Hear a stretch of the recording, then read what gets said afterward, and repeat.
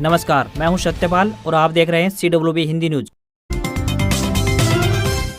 शक संवत 1945 विक्रम संवत 2080 आज कार्तिक मास के कृष्ण पक्ष की प्रतिपदा तिथि और दिन रविवार है। तदनुसार अंग्रेजी तारीख 29 अक्टूबर सन 2023 आज यानी 29 अक्टूबर से कार्तिक महीने की शुरुआत हो चुकी है।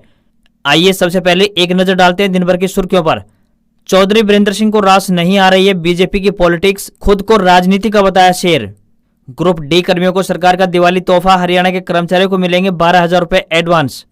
हरियाणा में फिर नॉन जॉट फार्मूले पर बीजेपी, सैनिक को प्रदेशाध्यक्ष बनाकर 21% ओबीसी साधने की कोशिश।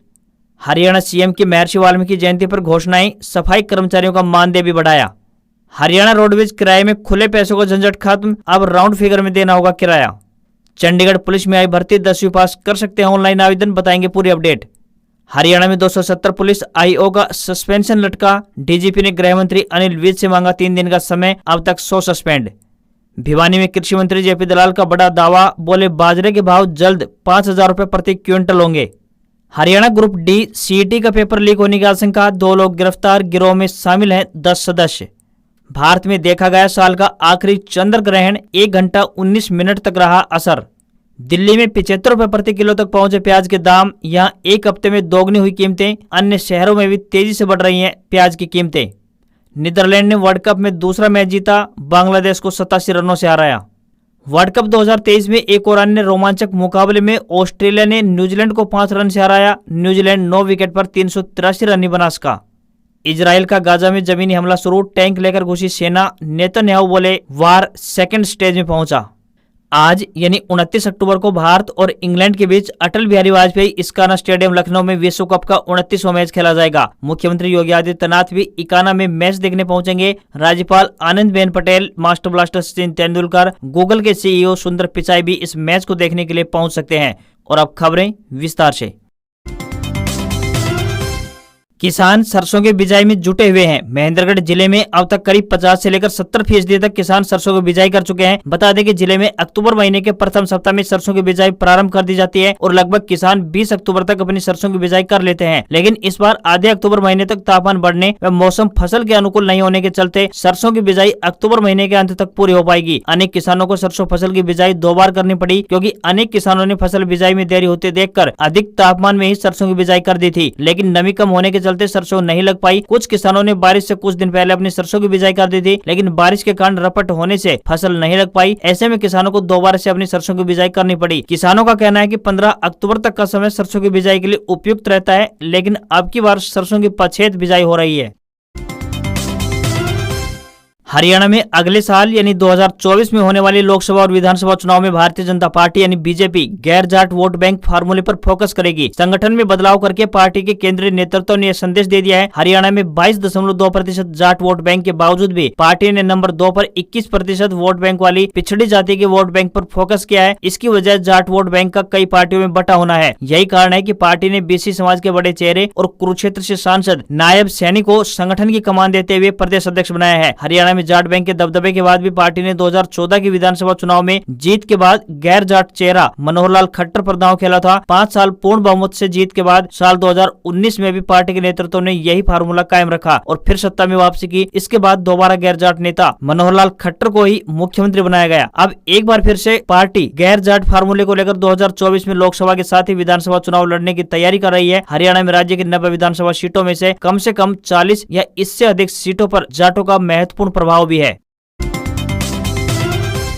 हरियाणा में ग्रुप डी कर्मचारियों को सरकार ने बड़ी राहत प्रदान की है। सरकार की ओर से दीपावली पर कर्मचारियों को सैलरी से 12,000 रुपए एडवांस देने का फैसला किया है। हरियाणा सरकार के एडिशनल चीफ सेक्रेटरी की ओर से जारी ऑर्डर में कहा गया है कि कर्मचारी 8 नवंबर से पहले इसका लाभ उठा सकते हैं। सबसे अच्छी बात यह है कि कर्मचारी सैलरी एडवांस को इंस्टॉलमेंट के जरिए चुका सकेंगे।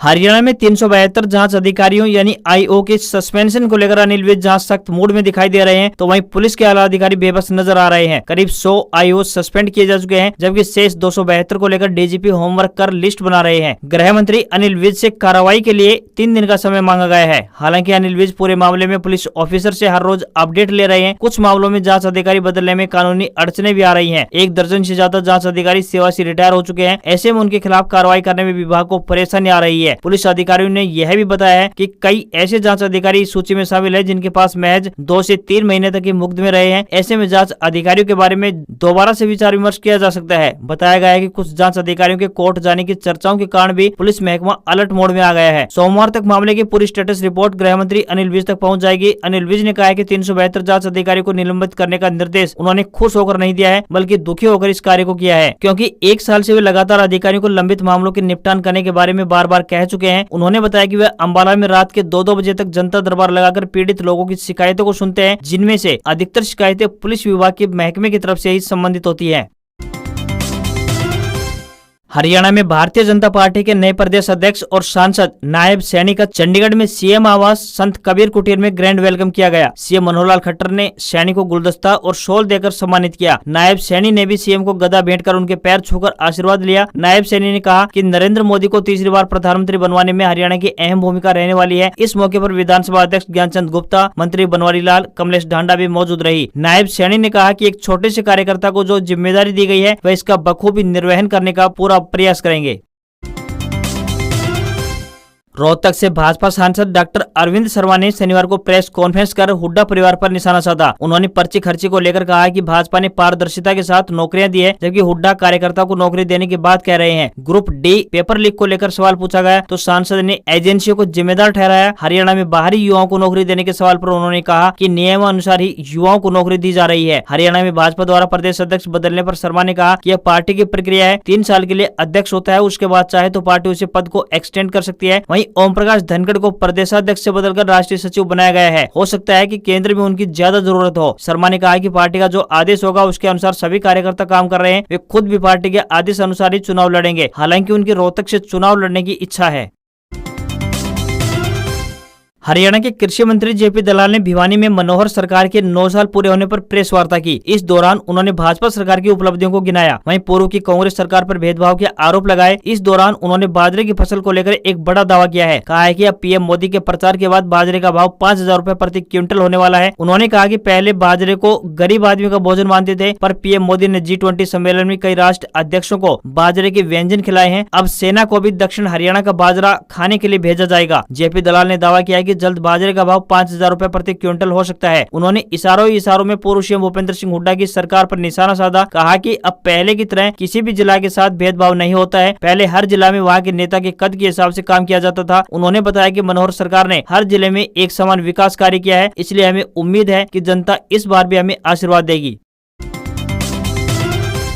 पंचकुला में महर्षि वाल्मीकि जयंती पर आयोजित समारोह में मुख्यमंत्री मनोहर लाल खट्टर पहुंचे। यह उन्होंने कई घोषणाएं की। इनमें शहरी सफाई कर्मियों को 16,000 रुपए से 17,000 रुपए मासिक मानदेय, ग्रामीण सफाई कर्मियों को 14,000 से 15,000 रुपए मासिक मानदेय, कस्सी तसला और अन्य औजार के लिए 2,000 रुपए वार्षिक तथा धुलाई भत्ता 1,000 रुपए करने की घोषणा शामिल है। इसके अलावा उन्होंने कहा कि ग्रामीण क्षेत्रों में जहाँ सफाई कर्मचारियों की संख्या 6 है वहाँ 8 की जाएगी और जहाँ 8 है वहाँ 10 की जाएगी। जिस जगह 3 पद होंगे उनमें प्रमोशन में आरक्षण पॉलिसी भी लागू होगी। इन 3 पदों में से एक पद का SC की नियुक्ति होगी। कमजोर वर्ग को आगे बढ़ाना हमारा कर्तव्य है।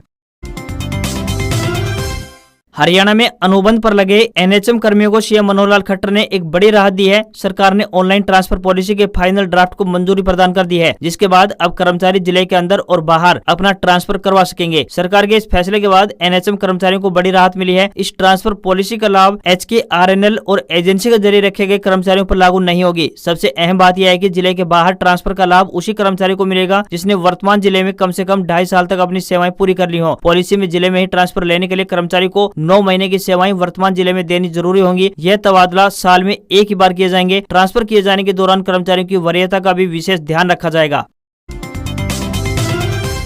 हरियाणा की राजनीति को अच्छे से समझने और परखने वाले पूर्व केंद्रीय मंत्री चौधरी बीरेंद्र सिंह को भारतीय जनता पार्टी यानी बीजेपी की अंदरूनी पॉलिटिक्स रास नहीं आ रही है। पिछले कुछ समय से गाही बगाही बीरेंद्र सिंह भाजपा पर निशाना साधने से नहीं चूक रहे हैं। एक दिन पहले ही बीरेंद्र सिंह ने जींद के उचाना में खुद को राजनीति का शेर बताते हुए भाजपा पर निशाना साधा। एक कहानी का जिक्र करते हुए चौधरी बीरेंद्र सिंह ने कहा कि पले पलाए शेर को बकरी बनाने की सोचते हैं, न्यू थोड़े काबू आऊं। राजनीतिक मान्यता है कि हम किसी से दबकर राजनीति नहीं करते, खुलकर ईमानदारी सच्चाई की राजनीति करते हैं। करीब 1 महीने पहले जींद में रैली के जरिए बीरेंद्र सिंह ने न केवल जजपा पर भ्रष्टाचार जैसे गंभीर आरोप लगाए बल्कि भाजपा को भी चेतावनी दे दी थी कि अगर यदि पार्टी ने जननायक जनता पार्टी यानी JJP से गठबंधन किया तो वह बीजेपी को छोड़ देंगे।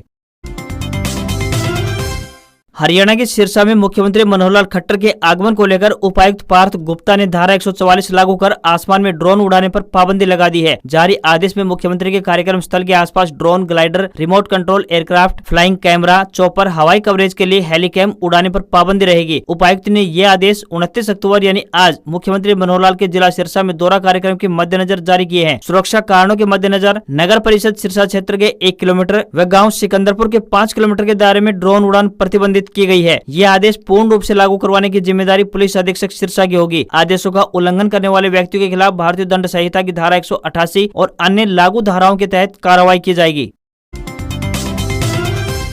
भारतीय रेलवे ने त्योहारों के सीजन के चलते ट्रेनों में होने वाली यात्रियों की भीड़ को देखते हुए हरियाणा के रास्ते चलने वाली 9 जोड़ी ट्रेनों में विभिन्न श्रेणी के डिब्बों की अस्थायी बढ़ोतरी कर दी है। इनमें रेवाड़ी के रास्ते चलने वाली लंबी दूरी की 7 ट्रेनें भी शामिल की गई हैं। दीपावली, छठ पूजा के त्योहार पर ट्रेनों में हर साल यात्रियों की भीड़ बढ़ जाती है। ऐसे में यात्रियों को किसी भी तरह की कोई परेशानी न हो, इसके लिए ट्रेनों में डिब्बों की अतिरिक्त बढ़ोतरी की गई है। आपको यहाँ पर बता दें कि Bikaner Delhi Sarai Udaipur city, Hisar Coimbatore, Ajmer Amritsar, Barmer Delhi, Ajmer Delhi Sarai Rohilla, Jaipur Delhi cantt, Delhi Bathinda rail सेवा में विभिन्न श्रेणी के डिब्बों की अस्थायी बढ़ोतरी की जा रही है।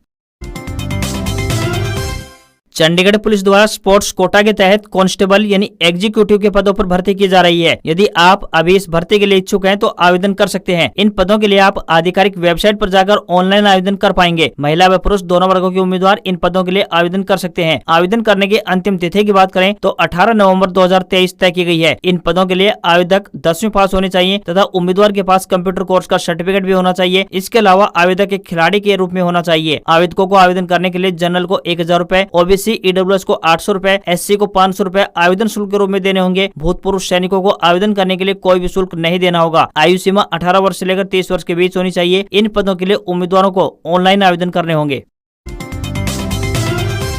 हाल ही में हरियाणा ग्रुप डी सीईटी परीक्षा का आयोजन किया गया था। इस परीक्षा के लिए नेशनल टेस्टिंग एजेंसी यानी एनटीए और हरियाणा कर्मचारी चयन आयोग यानी एचएसएससी ने पुख्ता इंतजाम किए थे, लेकिन फिर भी कुछ जगहों से खबरें आई कि सीटर पकड़े गए हैं। इस प्रकार परीक्षा के दौरान 34 सीटर पकड़े गए थे। फिलहाल परीक्षा से संबंधित एक और बड़ी अपडेट सामने आ रही है। आपको बता दें कि ग्रुप डी के पेपर के लीक होने की भी आशंका जताई जा रही है। इसको लेकर पुलिस ने एक गिरोह को गिरफ्तार भी किया है। पेपर सोल्वर गैंग के गुर्गे परीक्षार्थियों को दूसरी शिफ्ट में परीक्षा दिलाने के लिए दिल्ली से हरियाणा ले जा रहे थे और तभी दिल्ली पुलिस ने रोहतक के सापला निवासी कपिल और चिड़ी गांव निवासी वेदपाल को गिरफ्तार कर लिया। दोनों ने बताया कि वे अपने साथियों के साथ मिलकर प्रतियोगी परीक्षाओं का पेपर लीक कराते हैं। इस मामले में पुलिस ने प्राथमिक रिपोर्ट दर्ज करके जांच शुरू कर दी है। बता दें कि गिरोह में हरियाणा पुलिस के सिपाही सोनीपत निवासी रोबिन के संलिप्त होने की भी खबरें सामने आ रही हैं। आशंका जाहिर की जा रही है कि इस गिरोह में कम से कम 10 सदस्य शामिल हैं। आरोपितों के पास से जिन परीक्षार्थियों के एडमिट कार्ड मिले हैं, पुलिस उनके खिलाफ भी प्राथमिकी दर्ज कर सकती है।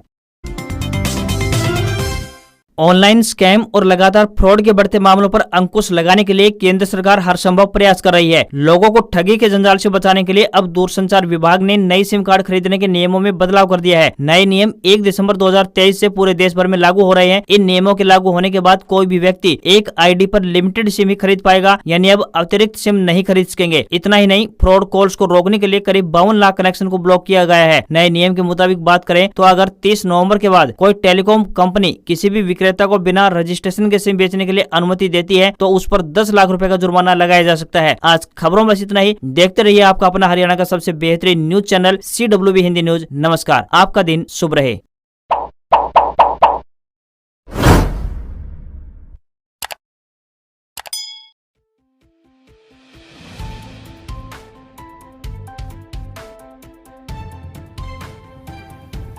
नमस्कार, मैं हूं सत्यपाल और आप देख रहे हैं CWB हिंदी न्यूज। संवत 1945 विक्रम संवत 2080 आज कार्तिक मास के कृष्ण पक्ष की प्रतिपदा तिथि और दिन रविवार है। तदनुसार अंग्रेजी तारीख 29 अक्टूबर सन 2023 आज यानी 29 अक्टूबर से कार्तिक महीने की शुरुआत हो चुकी है। आइए सबसे पहले एक नजर डालते हैं दिन भर की सुर्खियों पर। चौधरी वीरेंद्र सिंह को रास नहीं आ रही है बीजेपी की पॉलिटिक्स, खुद को राजनीति का बताया शेर। ग्रुप डी कर्मियों को सरकार का दिवाली तोहफा, हरियाणा के कर्मचारियों को मिलेंगे 12,000 रुपए एडवांस। हरियाणा में फिर नॉन जॉट फार्मूले पर बीजेपी, सैनिक को प्रदेशाध्यक्ष बनाकर 21% ओबीसी साधने की कोशिश। हरियाणा सीएम की महर्षि वाल्मीकि जयंती पर घोषणाएं, सफाई कर्मचारियों का मानदेय भी बढ़ाया। हरियाणा रोडवेज किराए में खुले पैसों का झंझट खत्म, अब राउंड फिगर में देना होगा किराया। चंडीगढ़ पुलिस में आई भर्ती, 10वीं पास कर सकते हैं ऑनलाइन आवेदन, बताएंगे पूरी अपडेट। हरियाणा में 270 पुलिस आईओ का सस्पेंशन लटका। डीजीपी ने गृह मंत्री अनिल विज से मांगा 3 दिन का समय, अब तक 100 सस्पेंड। भिवानी में कृषि मंत्री जेपी दलाल का बड़ा दावा, बोले बाजरे के भाव जल्द 5,000 रुपए प्रति क्विंटल होंगे। हरियाणा ग्रुप डी सीईटी का पेपर लीक होने की आशंका, 2 लोग गिरफ्तार, गिरोह में शामिल हैं 10 सदस्य। भारत में देखा गया साल का आखिरी चंद्र ग्रहण, 1 घंटा 19 मिनट तक रहा असर। दिल्ली में 75 रुपए प्रति किलो तक पहुंचे प्याज के दाम, यहां एक हफ्ते में दोगुनी हुई कीमतें। अन्य शहरों में भी तेजी से बढ़ रही हैं प्याज की कीमतें। नीदरलैंड ने वर्ल्ड कप में दूसरा मैच जीता, बांग्लादेश को 87 रनों से हराया। वर्ल्ड कप 2023 में एक और अन्य रोमांचक मुकाबले में ऑस्ट्रेलिया ने न्यूजीलैंड को 5 रन से हराया। न्यूजीलैंड 9 विकेट पर 383 रन बना सका। इजराइल का गाजा में जमीनी हमला शुरू, टैंक लेकर घुसी सेना। नेतन्याहू बोले वार सेकंड स्टेज में पहुंचा। आज यानी 29 अक्टूबर को भारत और इंग्लैंड के बीच अटल बिहारी वाजपेयी इस्काना स्टेडियम लखनऊ में विश्व कप का 29वां मैच खेला जाएगा। मुख्यमंत्री योगी आदित्यनाथ भी इकाना में मैच देखने पहुंचेंगे। राज्यपाल Anandiben Patel, master blaster Sachin Tendulkar, Google के सीईओ सुंदर पिचाई भी इस मैच को देखने के लिए पहुंच सकते हैं। और अब खबरें विस्तार से। किसान सरसों की बिजाई में जुटे हुए हैं। महेंद्रगढ़ जिले में अब तक करीब 50 से लेकर 70% तक किसान सरसों की बिजाई कर चुके हैं। बता दें कि जिले में अक्टूबर महीने के प्रथम सप्ताह में सरसों की बिजाई प्रारंभ कर दी जाती है और लगभग किसान 20 अक्टूबर तक अपनी सरसों की बिजाई कर लेते हैं। लेकिन इस बार आधे अक्टूबर महीने तक तापमान बढ़ने व मौसम फसल के अनुकूल नहीं होने के चलते सरसों की बिजाई अक्टूबर महीने के अंत तक पूरी हो पाएगी। अनेक किसानों को सरसों फसल की बिजाई 2 बार करनी पड़ी, क्योंकि अनेक किसानों ने फसल बिजाई में देरी होते देखकर अधिक तापमान में ही सरसों की बिजाई कर दी थी। लेकिन नमी कम होने के चलते सरसों नहीं लग पाई। कुछ किसानों ने बारिश से कुछ दिन पहले अपनी सरसों की बिजाई कर दी थी, लेकिन बारिश के कारण रपट होने से फसल नहीं लग पाई। ऐसे में किसानों को दोबारा से अपनी सरसों की बिजाई करनी पड़ी। किसानों का कहना है कि 15 अक्टूबर तक का समय सरसों की बिजाई के लिए उपयुक्त रहता है, लेकिन अब की बार सरसों की पछेत बिजाई हो रही है। हरियाणा में अगले साल यानी 2024 में होने वाले लोकसभा और विधानसभा चुनाव में भारतीय जनता पार्टी यानी बीजेपी गैर जाट वोट बैंक फार्मूले पर फोकस करेगी। संगठन में बदलाव करके पार्टी के केंद्रीय नेतृत्व ने यह संदेश दे दिया है। हरियाणा में 22.2% जाट वोट बैंक के बावजूद भी पार्टी ने नंबर 2 पर 21% वोट बैंक वाली पिछड़ी जाति के वोट बैंक पर फोकस किया है। इसकी वजह जाट वोट बैंक का कई पार्टियों में बटा होना है। यही कारण है कि पार्टी ने बीसी समाज के बड़े चेहरे और कुरुक्षेत्र से सांसद नायब सैनी को संगठन की कमान देते हुए प्रदेश अध्यक्ष बनाया है। हरियाणा में जाट बैंक के दबदबे के बाद भी पार्टी ने 2014 की विधानसभा चुनाव में जीत के बाद गैर जाट चेहरा मनोहर लाल खट्टर पर दांव खेला था। 5 साल पूर्ण बहुमत से जीत के बाद साल 2019 में भी पार्टी के नेतृत्व ने यही फार्मूला कायम रखा और फिर सत्ता में वापसी की। इसके बाद दोबारा गैर जाट नेता मनोहर लाल खट्टर को ही मुख्यमंत्री बनाया गया। अब एक बार फिर से पार्टी गैर जाट फार्मूले को लेकर 2024 में लोकसभा के साथ ही विधानसभा चुनाव लड़ने की तैयारी कर रही है। हरियाणा में राज्य की 90 विधानसभा सीटों में से कम 40 या इससे अधिक सीटों पर जाटों का महत्वपूर्ण प्रभाव भी है। हरियाणा में ग्रुप डी कर्मचारियों को सरकार ने बड़ी राहत प्रदान की है। सरकार की ओर से दीपावली पर कर्मचारियों को सैलरी से 12,000 रुपए एडवांस देने का फैसला किया है। हरियाणा सरकार के एडिशनल चीफ सेक्रेटरी की ओर से जारी ऑर्डर में कहा गया है कि कर्मचारी 8 नवंबर से पहले इसका लाभ उठा सकते हैं। सबसे अच्छी बात यह है कि कर्मचारी सैलरी एडवांस को इंस्टॉलमेंट के जरिए चुका सकेंगे। हरियाणा में 372 जांच अधिकारियों यानी आईओ के सस्पेंशन को लेकर अनिल विज जहां सख्त मूड में दिखाई दे रहे हैं, तो वहीं पुलिस के आला अधिकारी बेबस नजर आ रहे हैं। करीब 100 आईओ सस्पेंड किए जा चुके हैं, जबकि शेष 272 को लेकर डीजीपी होमवर्क कर लिस्ट बना रहे हैं। गृह मंत्री अनिल विज से कार्रवाई के लिए 3 दिन का समय मांगा गया है। हालांकि अनिल विज पूरे मामले में पुलिस ऑफिसर से हर रोज अपडेट ले रहे हैं। कुछ मामलों में जाँच अधिकारी बदलने में कानूनी अड़चने भी आ रही है। 1 दर्जन से ज्यादा जाँच अधिकारी सेवा से रिटायर हो चुके हैं। ऐसे में उनके खिलाफ कार्रवाई करने में विभाग को परेशानी आ रही है। पुलिस अधिकारियों ने यह भी बताया है कि कई ऐसे जांच अधिकारी इस सूची में शामिल है जिनके पास महज 2 से 3 महीने तक ही मुकदमे रहे हैं। ऐसे में जांच अधिकारियों के बारे में दोबारा से विचार विमर्श किया जा सकता है। बताया गया है कि कुछ जांच अधिकारियों के कोर्ट जाने की चर्चाओं के कारण भी पुलिस महकमा अलर्ट मोड में आ गया है। सोमवार तक मामले की पूरी स्टेटस रिपोर्ट गृह मंत्री अनिल विज तक पहुंच जाएगी। अनिल विज ने कहा है कि 372 जांच अधिकारियों को निलंबित करने का निर्देश उन्होंने खुश होकर नहीं दिया है, बल्कि दुखी होकर इस कार्य को किया है, क्योंकि 1 साल से वे लगातार अधिकारियों को लंबित मामलों के निपटान करने के बारे में बार बार कह चुके हैं। उन्होंने बताया कि वे अंबाला में रात के 2-2 बजे तक जनता दरबार लगाकर पीड़ित लोगों की शिकायतों को सुनते हैं, जिनमें से अधिकतर शिकायतें पुलिस विभाग के महकमे की तरफ से ही संबंधित होती है। हरियाणा में भारतीय जनता पार्टी के नए प्रदेश अध्यक्ष और सांसद नायब सैनी का चंडीगढ़ में सीएम आवास संत कबीर कुटीर में ग्रैंड वेलकम किया गया। सीएम मनोहर लाल खट्टर ने सैनी को गुलदस्ता और शॉल देकर सम्मानित किया। नायब सैनी ने भी सीएम को गदा भेंट कर उनके पैर छूकर आशीर्वाद लिया। नायब सैनी ने कहा कि नरेंद्र मोदी को तीसरी बार प्रधानमंत्री बनवाने में हरियाणा की अहम भूमिका रहने वाली है। इस मौके पर विधानसभा अध्यक्ष ज्ञानचंद गुप्ता, मंत्री बनवारी लाल, कमलेश ढांडा भी मौजूद रही। नायब सैनी ने कहा कि एक छोटे से कार्यकर्ता को जो जिम्मेदारी दी गई है वह इसका बखूबी निर्वहन करने का पूरा प्रयास करेंगे।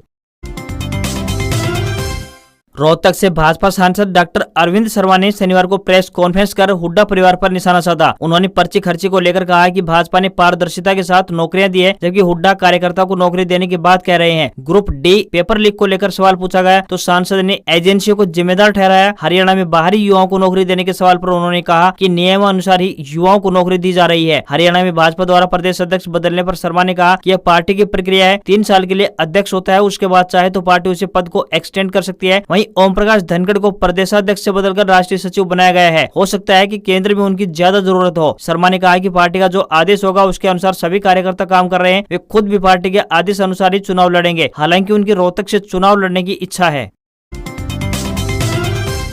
हरियाणा के कृषि मंत्री जेपी दलाल ने भिवानी में मनोहर सरकार के 9 साल पूरे होने पर प्रेस वार्ता की। इस दौरान उन्होंने भाजपा सरकार की उपलब्धियों को गिनाया। वहीं पूर्व की कांग्रेस सरकार पर भेदभाव के आरोप लगाए। इस दौरान उन्होंने बाजरे की फसल को लेकर एक बड़ा दावा किया है। कहा है कि अब पीएम मोदी के प्रचार के बाद बाजरे का भाव 5,000 रुपए प्रति क्विंटल होने वाला है। उन्होंने कहा कि पहले बाजरे को गरीब आदमी का भोजन मानते थे, पर पीएम मोदी ने G20 सम्मेलन में कई राष्ट्र अध्यक्षों को बाजरे के व्यंजन खिलाए हैं। अब सेना को भी दक्षिण हरियाणा का बाजरा खाने के लिए भेजा जाएगा। जेपी दलाल ने दावा किया है कि जल्द बाजरे का 5,000 रुपए प्रति क्विंटल हो सकता है। उन्होंने इशारों में पूर्व सीएम भूपेंद्र सिंह हुड्डा की सरकार पर निशाना साधा। कहा कि अब पहले की तरह किसी भी जिला के साथ भेदभाव नहीं होता है। पहले हर जिला में वहां के नेता के कद के हिसाब से काम किया जाता था। उन्होंने बताया कि मनोहर सरकार ने हर जिले में एक समान विकास कार्य किया है, इसलिए हमें उम्मीद है कि जनता इस बार भी हमें आशीर्वाद देगी।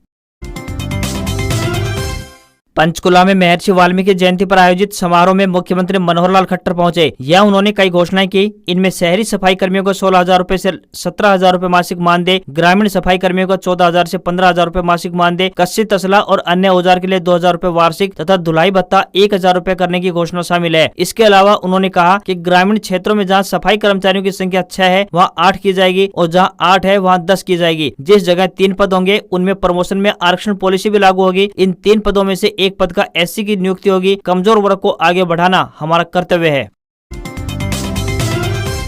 हरियाणा में अनुबंध पर लगे NHM कर्मियों को सीएम मनोहर लाल खट्टर ने एक बड़ी राहत दी है। सरकार ने ऑनलाइन ट्रांसफर पॉलिसी के फाइनल ड्राफ्ट को मंजूरी प्रदान कर दी है, जिसके बाद अब कर्मचारी जिले के अंदर और बाहर अपना ट्रांसफर करवा सकेंगे। सरकार के इस फैसले के बाद NHM कर्मचारियों को बड़ी राहत मिली है। इस ट्रांसफर पॉलिसी का लाभ HKRNL और एजेंसी के जरिए रखे गए कर्मचारियों पर लागू नहीं होगी। सबसे अहम बात यह है कि जिले के बाहर ट्रांसफर का लाभ उसी कर्मचारी को मिलेगा जिसने वर्तमान जिले में कम से कम 2.5 साल तक अपनी सेवाएं पूरी कर ली हो। पॉलिसी में जिले में ही ट्रांसफर लेने के लिए कर्मचारी को 9 महीने की सेवाएं वर्तमान जिले में देनी जरूरी होंगी। यह तबादला साल में एक ही बार किए जाएंगे। ट्रांसफर किए जाने के दौरान कर्मचारियों की वरीयता का भी विशेष ध्यान रखा जाएगा। हरियाणा की राजनीति को अच्छे से समझने और परखने वाले पूर्व केंद्रीय मंत्री चौधरी बीरेंद्र सिंह को भारतीय जनता पार्टी यानी बीजेपी की अंदरूनी पॉलिटिक्स रास नहीं आ रही है। पिछले कुछ समय से गाही बगाही बीरेंद्र सिंह भाजपा पर निशाना साधने से नहीं चूक रहे हैं। एक दिन पहले ही बीरेंद्र सिंह ने जींद के उचाना में खुद को राजनीति का शेर बताते हुए भाजपा पर निशाना साधा। एक कहानी का जिक्र करते हुए चौधरी बीरेंद्र सिंह ने कहा कि पले पलाए शेर को बकरी बनाने की सोचते हैं, न्यू थोड़े काबू आऊं। राजनीतिक मान्यता है कि हम किसी से दबकर राजनीति नहीं करते, खुलकर ईमानदारी सच्चाई की राजनीति करते हैं। करीब 1 महीने पहले जींद में रैली के जरिए बीरेंद्र सिंह ने न केवल जजपा पर भ्रष्टाचार जैसे गंभीर आरोप लगाए, बल्कि भाजपा को भी चेतावनी दे दी थी कि अगर यदि पार्टी ने जननायक जनता पार्टी यानी JJP से गठबंधन किया तो वह बीजेपी को छोड़ देंगे। हरियाणा के सिरसा में मुख्यमंत्री मनोहर लाल खट्टर के आगमन को लेकर उपायुक्त पार्थ गुप्ता ने धारा 144 लागू कर आसमान में ड्रोन उड़ाने पर पाबंदी लगा दी है। जारी आदेश में मुख्यमंत्री के कार्यक्रम स्थल के आसपास drone, glider, remote control aircraft, flying camera, chopper, हवाई कवरेज के लिए हेलीकैम उड़ाने पर पाबंदी रहेगी। उपायुक्त ने ये आदेश 29 अक्टूबर यानी आज मुख्यमंत्री मनोहर लाल के जिला सिरसा में दौरा कार्यक्रम के मद्देनजर जारी किए हैं। सुरक्षा कारणों के मद्देनजर नगर परिषद सिरसा क्षेत्र के 1 किलोमीटर व गाँव सिकंदरपुर के 5 किलोमीटर के दायरे में ड्रोन उड़ान प्रतिबंधित की गई है। यह आदेश पूर्ण रूप से लागू करवाने की जिम्मेदारी पुलिस अधीक्षक सिरसा की होगी। आदेशों का उल्लंघन करने वाले व्यक्तियों के खिलाफ भारतीय दंड संहिता की धारा 188 और अन्य लागू धाराओं के तहत कार्रवाई की जाएगी। भारतीय रेलवे ने त्योहारों के सीजन के चलते ट्रेनों में होने वाली यात्रियों की भीड़ को देखते हुए हरियाणा के रास्ते चलने वाली 9 जोड़ी ट्रेनों में विभिन्न श्रेणी के डिब्बों की अस्थायी बढ़ोतरी कर दी है। इनमें रेवाड़ी के रास्ते चलने वाली लंबी दूरी की 7 ट्रेनें भी शामिल की गई हैं। दीपावली, छठ पूजा के त्योहार पर ट्रेनों में हर साल यात्रियों की भीड़ बढ़ जाती है। ऐसे में यात्रियों को किसी भी तरह की कोई परेशानी न हो, इसके लिए ट्रेनों में डिब्बों की अतिरिक्त बढ़ोतरी की गई है। आपको यहाँ पर बता दें कि Bikaner Delhi Sarai Udaipur city, Hisar Coimbatore, Ajmer Amritsar, Barmer Delhi, Ajmer Delhi Sarai Rohilla, Jaipur Delhi cantt, Delhi Bathinda rail सेवा में विभिन्न श्रेणी के डिब्बों की अस्थायी बढ़ोतरी की जा रही है।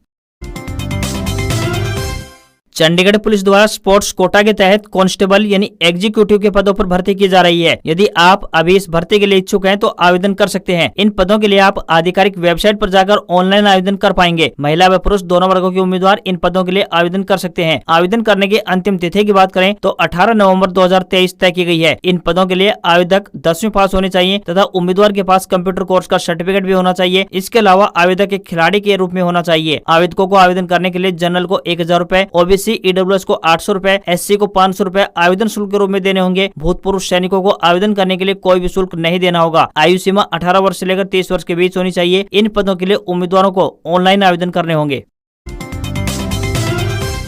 हाल ही में हरियाणा ग्रुप डी सीईटी परीक्षा का आयोजन किया गया था। इस परीक्षा के लिए नेशनल टेस्टिंग एजेंसी यानी एनटीए और हरियाणा कर्मचारी चयन आयोग यानी एचएसएससी ने पुख्ता इंतजाम किए थे, लेकिन फिर भी कुछ जगहों से खबरें आई कि सीटर पकड़े गए हैं। इस प्रकार परीक्षा के दौरान 34 सीटर पकड़े गए थे। फिलहाल परीक्षा से संबंधित एक और बड़ी अपडेट सामने आ रही है। आपको बता दें कि ग्रुप डी के पेपर के लीक होने की भी आशंका जताई जा रही है। इसको लेकर पुलिस ने एक गिरोह को गिरफ्तार भी किया है। पेपर सोल्वर गैंग के गुर्गे परीक्षार्थियों को दूसरी शिफ्ट में परीक्षा दिलाने के लिए दिल्ली से हरियाणा ले जा रहे थे और तभी दिल्ली पुलिस ने रोहतक के सापला निवासी कपिल और चिड़ी गांव निवासी वेदपाल को गिरफ्तार कर लिया। दोनों ने बताया कि वे अपने साथियों के साथ मिलकर प्रतियोगी परीक्षाओं का पेपर लीक कराते हैं। इस मामले में पुलिस ने प्राथमिक रिपोर्ट दर्ज करके जांच शुरू कर दी है। बता दें कि गिरोह में हरियाणा पुलिस के सिपाही सोनीपत निवासी रोबिन के संलिप्त होने की भी खबरें सामने आ रही हैं। आशंका जाहिर की जा रही है कि इस गिरोह में कम से कम 10 सदस्य शामिल हैं। आरोपितों के पास से जिन परीक्षार्थियों के एडमिट कार्ड मिले हैं, पुलिस उनके खिलाफ भी प्राथमिकी दर्ज कर सकती है।